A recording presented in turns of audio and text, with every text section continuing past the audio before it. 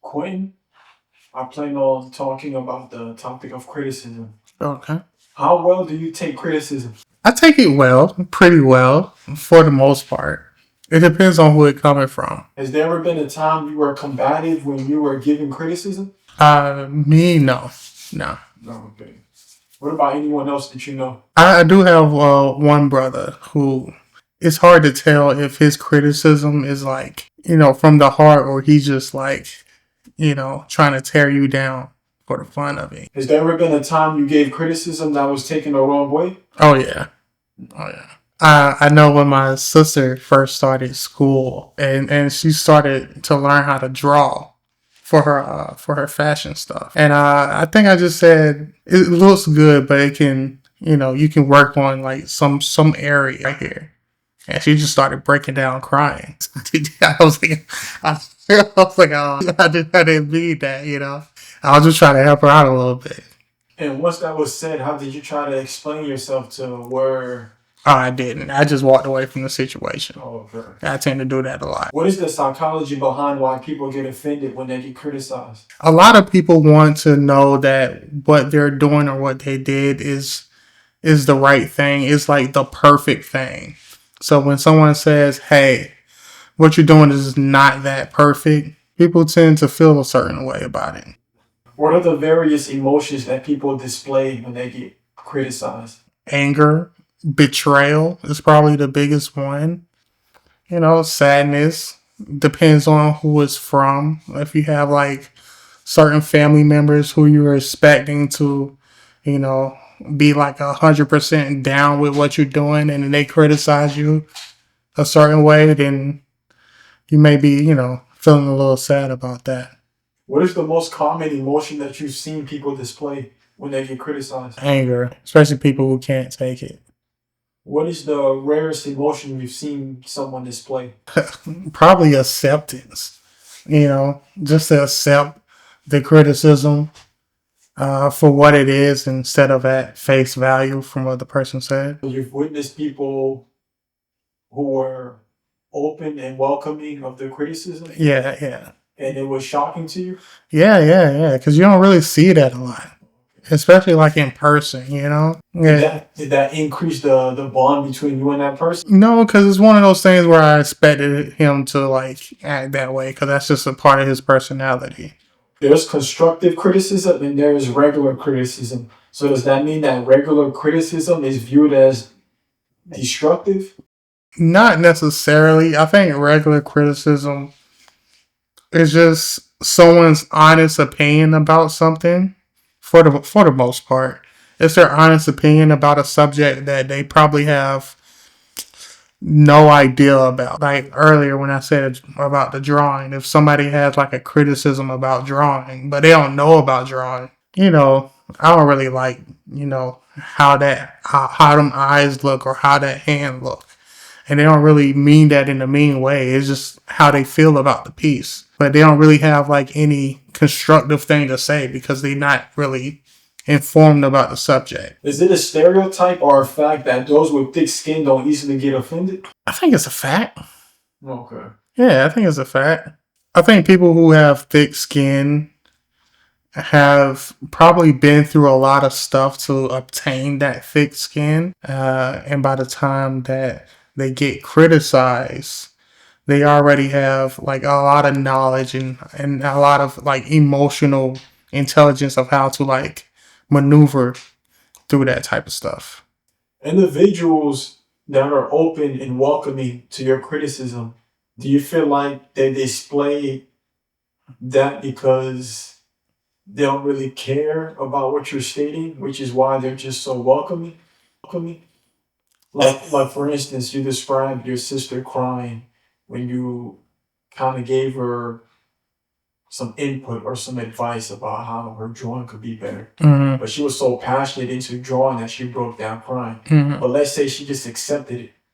That means that drawing is not really like a true passion of hers. So is there a correlation between those that display extreme form of emotions to things they're passionate about when they're criticized? I don't think so. I think it's just a person by person thing. Cause my sister, she's super emotional. Like especially compared to like the rest of my like intern family. All of us are like chilled and laid back. She's the only extrovert, and she's the only one who puts herself out there. So when somebody criticizes her, because she she always like expresses herself to the fullest, so she will feel the emotions of that harder than someone like me or my mom would, because we're already used to keeping our emotions inside. So maybe we may not express like that somebody's criticizing something that we love, but we'll feel it deep inside. You know what I mean? Mhm. Yeah, things like that.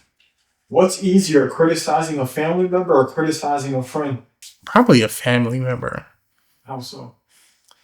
I don't know. I think friends, bonds with friends are so so easy to lose, that once you lose that bond with your friend, it's kind of hard to like get back. And when you criticize your family member, they kind of like, I don't know if they don't take it as serious, but it's a harder bond to break, and it's a easier bond to repair, if that makes sense. Have you ever lost a friendship due to criticizing someone? Do you need to be self aware on how to tell someone something in a unique way that's not going to get them upset? I do. I don't know how to do that yet, but Oh, yeah, I do. Yeah, because it's like you have to be, I'm not going to say smart, but you just got to understand that person in a unique way to where you're very selective on your word choices to where yeah, they'll be understanding of where you're coming from. Because I feel like you always got to keep it at a neutral. yeah, So if you come at them too hard, you may break the bond you have with that person.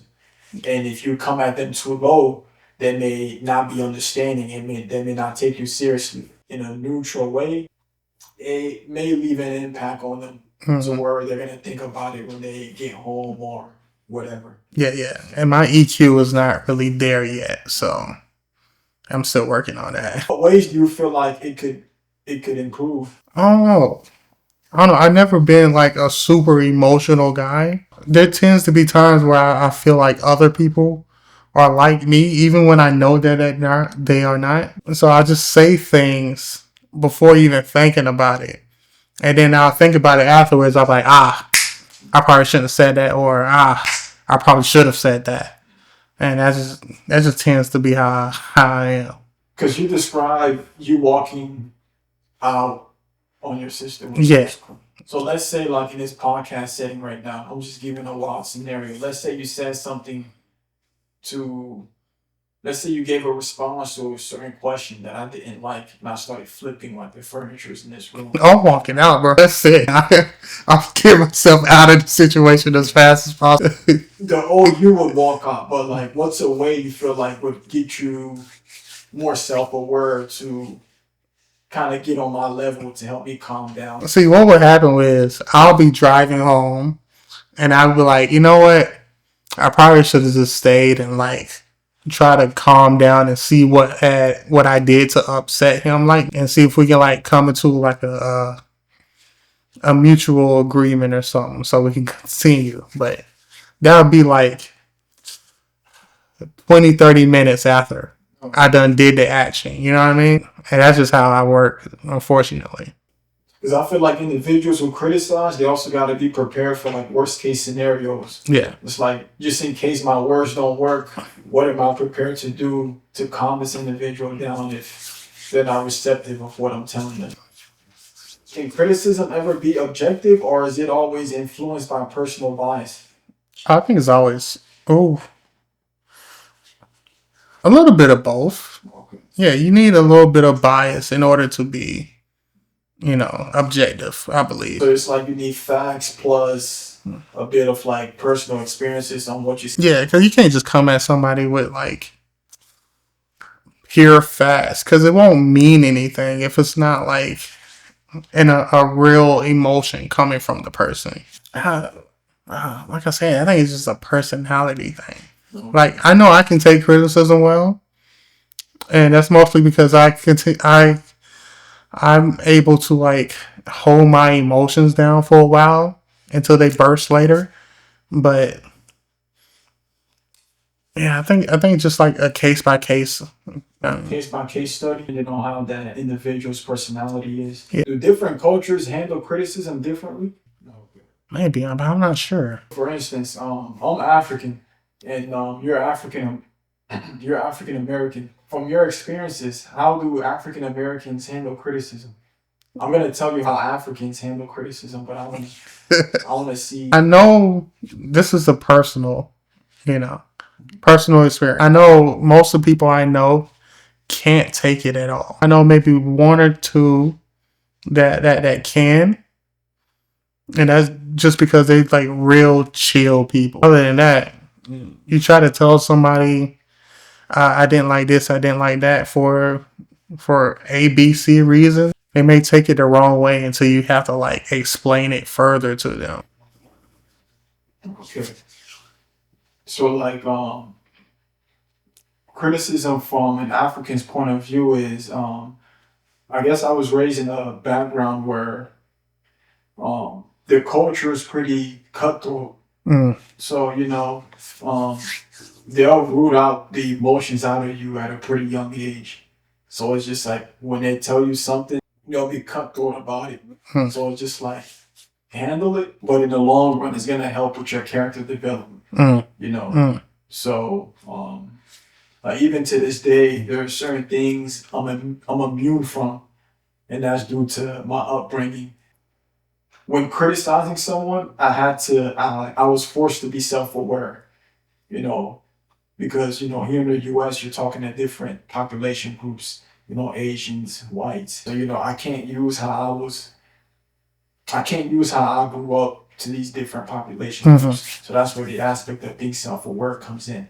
So, when criticizing someone, I try to avoid it. I try to avoid criticizing someone unless it's a last resort. But when I do, I always try to come at them, in a neutral state. Yeah. So, um, but you feel like it's the same regardless of the various population groups that you experience being around. Criticizing someone who's Asian is the same as criticizing someone who's like if I were to do it, if you were to do it, or if you were receiving it. All right, let's say if I were to like, I don't know, because like you said, I don't really criticize people that much. So if I were to criticize like someone of another culture, it has to be something that is not specific to their culture, right? Because like, what do I know, right? I don't really want to be the one to be like, oh, you're doing that wrong. You know what I mean? So it has to be like something specific that, well, not specific, something general that a lot of different cultures can like get into.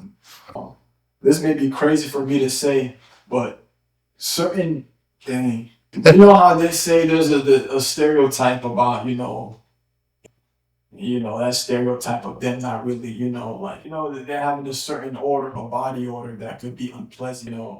So let's say you have a really good Indian friend that you've known your whole life, but they just tend to have an unpleasant order. How do you just get straight to it and tell them that they just need a just. Is he my friend? Yeah, he's your friend. I'm gonna tell him he stinks, just straight up. Because especially like if I knew him like my whole life, he would know like me and my personality and all of our other friends, and so he would know. And I think that tends to be the case for a lot of Indians that are here that have been here for a long time. They don't really have the odor. It'd be the ones that like just came here from like a year to like a couple years before. It'd be one of those things, especially if he's my friend. If he's my friend, if I knew him for a long time, that means I've seen his family, I met his family and stuff like that. Because he may not even take your criticism seriously, because it's just like he's he's so used to smelling like that he may laugh your criticism away. So that's why I'm asking, like, how are different cultures? Yeah, I don't Some know. cultures may not. Some cultures may laugh it off. Yeah, if I knew him like recently and he had that, I probably wouldn't say anything. I probably just dealt with it. You know what I mean? I'll let somebody else tell him. And then he'd come to me, he'd be like, I can't believe they said that. I'm like, yeah, man, I can't believe it either. For instance, Joshua, how do various Hispanic groups handle criticism? Oh, you know how you say like Africans? Mm-hmm. So with like real Mexicans, bro, depending on where you're from, because if you're Mexican American and you say something to like a Mexican, it's like you think you're better than me. Like it goes to that. So, bro. Have you witnessed those? Yeah, bro, it happens to me. Like I can say something that's like you think you're better than me. Like is that attitude? Mm-hmm. And it's like, bro, I'm trying to tell you, you got a booger in your nose. If it's like a Mexican to another Mexican, it's like, yo, man, you don't know, like, man, you don't know nothing. Like, they're just like, man, yeah. But basically, it goes down to like, nah, watch your mouth. Like, that's how they go. So how quick can it lead to that? How quick can a criticism, like a constructive criticism, lead to? Bro, it could be like, yo, tie your shoes, and it's like, these are my shoes. You got a problem with that? Like, literally, like, it's like, if I want to rock these shoes untied, bro, it's just the pride, bro. Yeah. It's literally the pride. You didn't pay for this. Yeah. Yeah, like, it gets to that. But I'm the kind of person, like, if there's something going on, like, girl, you could really save an injury right now, so I appreciate this. So is there a correlation that pride and those that are egotistic, how am I going to say this? So do pride and egotistic individuals escalate your criticism? Because it sounds like you're downplaying. Like if that person's egotistic and it's like it's the know-it-all kind of person, it's like, oh, here you go, trying to like pick at something that you could see, you could like point out. And then you can't really value their like, oh, you're trying to be a helping hand or like, I can't even take it. You randomly picked out something wrong with me. Yeah. And then I don't give out criticism or opinions because then that's like a mentor kind of thing, bro, because now you're kind of responsible for that person. Because it's like, if you do give them something of value, like, yo, I like that perspective that you gave when you helped out. What's the worst, and this is for both of you, starting with you, what's the worst criticism you feel like you've been a part of? And it doesn't have to be someone telling you, or it could just be like you hearing, someone be criticized and you just saw the situation escalate. I don't know if this is considered criticism, but this is what I've been thinking about for a minute. I can't take compliments, right? Because I think there's like some sort of agenda to the compliment. You know what I mean? Because it's never like, hey, you did a good job, and it stops right there. It's like, you did a good job. Now you should do better. Or now you can do this for me. Why didn't you do that? Even though you did a good job, why didn't you do that? Or even if somebody give me a compliment, in my head, it's like, what do they mean by that? It's like a subliminal message. Yeah, it's like, what do they mean you did a good job? Have you ever told someone that? Like straight up, like they complimented you and then you threw that at them? Like, what do you? No, because I don't want to go into the back and forth. I don't want to be the person, like he said, that's like egotistical. It's like, what you mean? You think you're better than me? You know what I mean? I don't want to be that guy. So I just keep it to myself and I just think about it and I let it stew in my head for a little bit too long. Because I would say the opposite of criticism is a compliment, but you're immune to criticism. But I take compliments as criticism. Yeah, so that's interesting. Yeah, I don't know if other people. So I can ask you right now, you'll be immune to it. But if I tell you at the end of this podcast interview, you did an amazing job, Quentin, you'll be offended. I won't be offended. I'll be like, I wonder if he really means that, or what else was he trying to say, or was he just being nice? You know what I mean? I do that. I know I was talking to Josh, like, after the podcast, I was like, I don't know, man. I don't think I did a good job that last time. And he was like, no, man, you did good. I'm like, I don't know. In my head, I was like, I don't know. And it took me a while for me to be like, all right. Cause I think I came back like a while, I felt like a week or two after, and I was like, you know what? I think I did pretty good. I think I did pretty good on that. So that's just how my brain works sometimes. How would you feel if someone gave you a compliment, but they're smiling while giving that compliment the whole time? Would that trigger you? Yeah, he smiles. So it's like, why are you happy? And now the commercial break. I was trying to put that on solid. My bad. Man, it could be an emergency. Yeah. We'll step out if it's an emergency.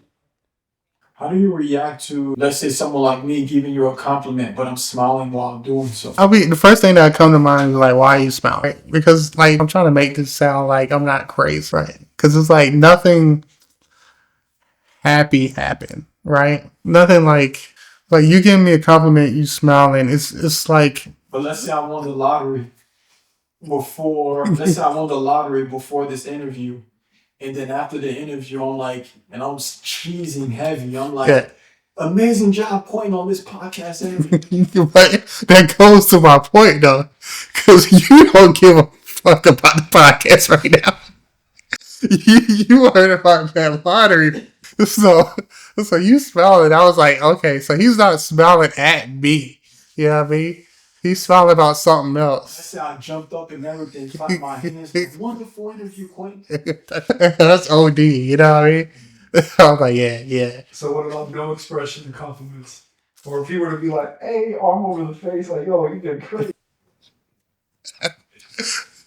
Hey, I'm like, nah. I don't trust him at all no more, bro. Lose situation, bro. I mean, if it's like a blank face, I tend to not like read into the face. You know what I mean? So like, they'd be like, hey man, appreciate it.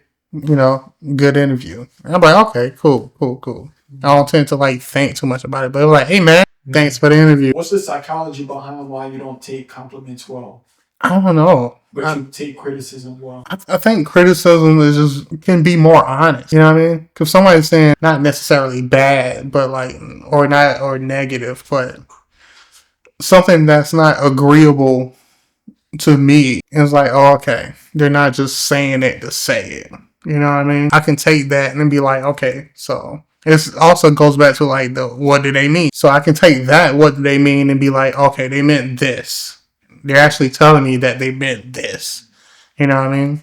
So criticism, you feel like you take it well because you see someone for who they are compared to someone giving you a compliment and they could be two-faced. Yeah, for better or for worse, yeah. When athletes have poor performances, the public is quick to criticize them on social media platforms. How do you think celebrities, athletes, and those we see in the media handle criticism in their day-to-day life? Stay off the internet, man. I guess that's the most that they could probably do. Otherwise, they just gotta like deal with it. I don't know how they deal with it. I think the only way they can get over is from like experience, pretty much. Because if you like someone like LeBron, who's been in the league for like 50 years, he's been through it all to get to this point. You know what I mean? So people criticizing him now it's not really going to mean much. But if he was like in his like rookie year, he was probably going through a lot. Yeah. Speaking of LeBron, I remember he did that this is called The Decision when he publicly announced that he was going to Miami after the 7 years of being with the Cavaliers. And I believe the reporter asked him, he said, how do you feel about the people out there feeling like they don't want to see you succeed? And LeBron gave a response that you could tell he was hurt by those people that were just, constantly flooding his social media platforms, wanting him to not win a championship. I forgot what his response was, but I think it went something along the lines of, I'm going to live my life, and those people got to wake up the next day. And clock in. Yeah, and it's like, so I'm pretty sure those things he was seeing on IG, it got personal to where he felt the need to say that. Yeah, and that was probably like the first biggest pushback that he got when he made that decision, right? And in the 7 years he's been playing, okay, him transfer to another team. So that was probably like a flood of like negativity that he probably haven't even seen before. A different kind, especially because he's from Cleveland, right? So he's from that state. So now you have people from your hometown saying, I wish you don't succeed. So that's like another kind of hurt because you was the hero. People were And burning his jerseys, you Yeah. know, so it's just like, man, like, so when that reporter said that, you could tell, like, he meant what he said. Because, you know, like, you could practice a response all day, every day, but I guess you could tell if someone means a certain response. You could tell if they mean a certain response compared to like a Google type of response where it's like, all right, I could find this on Wikipedia. So, you know, he meant what he said during that interview. And what probably happened was probably somebody close to him that said something to him that made him think of that response. You think so? Yeah, probably like either like a family friend or like an uncle or something who was like really big on him playing for the Cavs. Now he going to the Heat and they probably just like said a little bit too much. They're like, well, that's why you got to clock in. Yeah, because sometimes I really wonder how these celebrities handle all that like negativity. For instance, Brad Pitt. I used to keep up with him a lot when he was married to Angelina Jolie. Because I used to, man, when they did Mr. and Mrs. Smith. Yeah, That's one of my favorite movies. Because I'm into like spy movies. Like, so when they did that, I'm like, who's this Brad Pitt guy? So I started following his movie. Let's say he does a movie that's not a big hitter. People could easily flood his social media platforms and say, you see, that's why she left you. So it's just like, I just wonder sometimes how much these celebrities put up with, you know, the negativity that is perceived out there. I think Tom Brady was going through that a couple years back, right? When his wife left him. That's right. How do you think these individuals with wealth handle negativity? Do you think it's something they just brush, or at this point you have to, right? Because I know it's like, let's say Tom Brady, for example, all you got to do is just like do this, just show his rings. You're like, you know, I got this. I don't really care about what you got to say. Well, let's say like away from the lights, away from the camera, away from the media, when they go home, do you feel like it hits them when they're just by themselves? I want to say yeah, but it's like some people have been in the industry for like a little bit too long. They have to have gotten used to it by now, you know what I mean? And then unless it's like something super personal, I don't think it really affects them that much. Can social media make people more critical or more vocal? Just vocal, man. You don't really find too many critical people. Has cancel culture prevented the way people give and receive criticism? Yes. How so? You can do anything, and just get canceled for it. And people don't even care. Like, there's a lot of people who just don't even care about, like, what's happening. You just say, hey, we're canceling this person. You're just going to have, like, a flood of people just jump on board without even knowing what anything is going on. What was the harshest criticism you've ever received from your parents? I don't know. Because Like you said, with friends, regardless the bond, it could always be detached. But with family, you can't detach that bond. You gotta live with, you know, opinions and statements that they say. So what is a statement that they said that just stuck out? Or how about this? What is a criticism that they said that made sense, and due to it making sense, it made you emotional? I have one, but I don't want to say it on camera. Okay. Is there one you want to share? One that's maybe not on that level that you don't want to share, but maybe one that's, you know, you feel like you wish to share to the public? I know there is one, but my mind is just thinking of this one, and it won't leave. So,